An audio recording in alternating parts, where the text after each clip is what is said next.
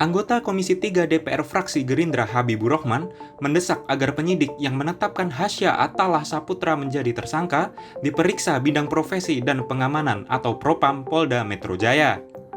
Sebab, dalam insiden itu, Hasya meninggal dunia setelah ditabrak pensiunan polisi AKBP Purnawirawan Eko Setia BW pada 6 Oktober 2022 lalu dan ditetapkan sebagai tersangka. Saya minta Propam turun, diperiksa ini penyidik-penyidiknya ini. Bagaimana gitu kan bisa menetapkan orang meninggal sebagai tersangka. Menurutnya, penetapan Hasya sebagai tersangka merupakan hal yang janggal, serta dianggap tak masuk akal dan tidak mencerminkan keadilan. Janggalnya kenapa? Kalau nggak ngebut, bagaimana mungkin bisa melindas sampai meninggal orang? Katanya misalnya ada yang bilang, wah cuma 30 km persegi. Kayak nggak masuk akal gitu loh.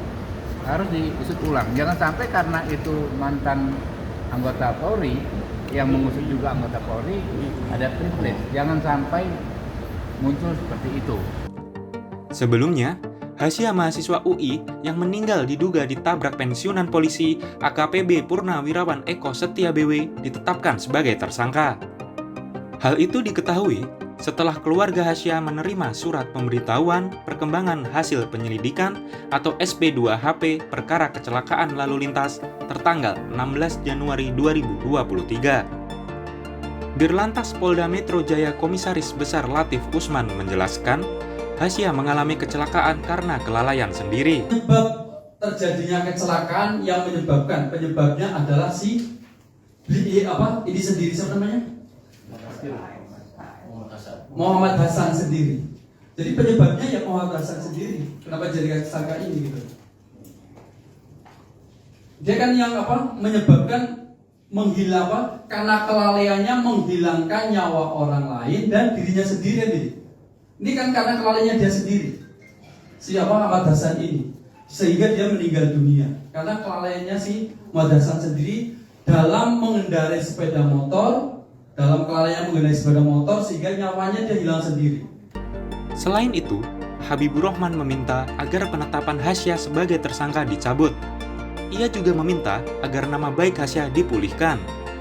Karena menurutnya, tak masuk akal ketika ada orang yang telah meninggal dan ditetapkan sebagai tersangka. Tersangka terhadap almarhum dicabut dan nama baiknya dipulihkan. Karena memang nggak masuk akal, nggak mungkin orang sudah mati ditetapkan sebagai tersangka. Kalau Anda baca 77 KUHP saja, orang yang ditetapkan tersangka masih hidup, lalu meninggal dunia, gugur. Ini orang sejak awal meninggal, ditetapkan sebagai tersangka. Sementara itu, pihak keluarga akan menempuh jalur hukum. Saat ini keluarga Hasya telah berkoordinasi dengan kuasa hukum terkait langkah hukum apa yang akan diambil berikutnya.